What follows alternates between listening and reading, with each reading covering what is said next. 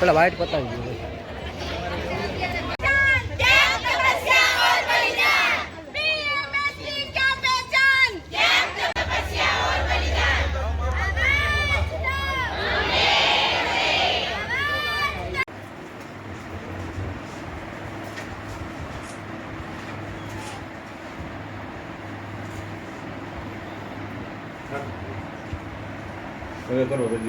એમાં 20 થી 25,000 વાળો મોબાઈલ 5G નેટ આવતું હોય ને તો જ ઓનલાઈન એન્ટ્રી થાય.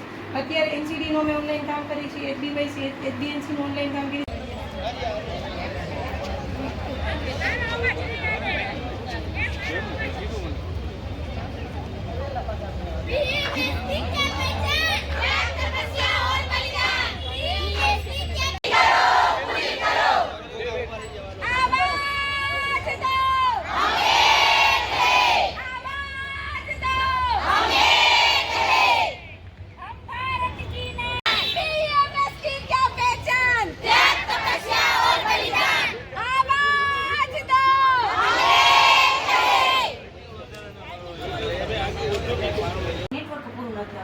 તમે કામગીરી કરી નથી શકતા.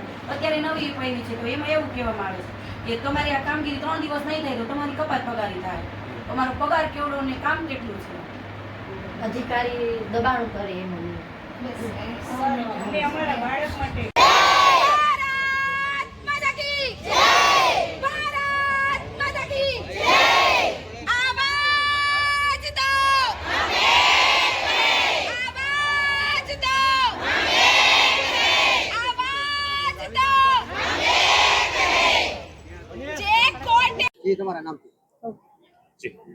હું ગોસ્વામી સંગીતાબેન અખિલ ભારતીય મહાસંઘ આશા રાષ્ટ્રીય કાર્યકર્તા છું.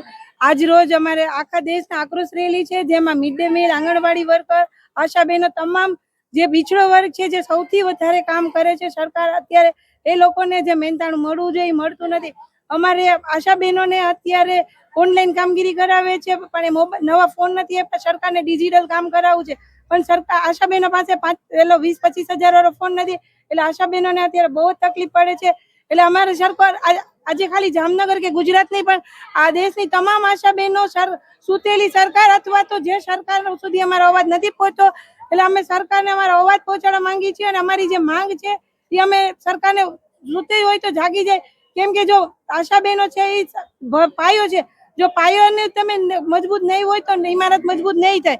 તો જેથી કરી અને આ જો સરકારને TB હટાવવું છે, કોલેરા બધા પ્રોગ્રામ બનાવવા છે પણ જે આશાબેનોને મહેનતાણું મળવું જોઈએ એ મળતું નથી. તો મહેરબાની કરી અને સરકાર જાગે અને અમારા આજે જેટલા આંગણવાડી વર્કર, મિડ ડે મીલ વાળા GSM જેટલા તમામ વ્યક્તિ અહીં હાજર છે અને આખા દેશ સાથે આક્રોશ રેલી ક્યારે કર્યું કે બધાથી આજે અમે કંટાળી ગયા છીએ. એટલે દરેક આજે અમે અહીંયા 2, 3 થી 5 નો ધરણા પ્રદર્શન કર્યું છે અને સરકારને જગાડવા માંગી છીએ અને આક્રોશથી અમે સરકારને સાબિત કરવા માંગી છીએ કે અમે આજે કલેક્ટર સાહેબને આવેદન પત્ર આપી અને અમે અમારી જે માંગણી છે એ સ્વીકારે એવી આશા રાખીએ.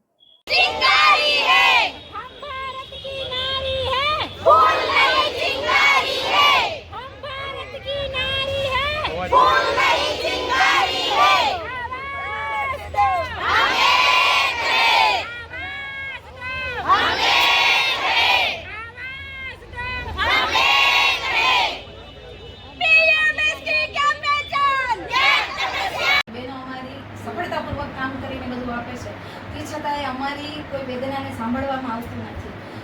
કોર્ટે ચુકાદામાં જાહેર કરી દીધું કે કાયમી અથવા તો 28,000 પગાર આપવો.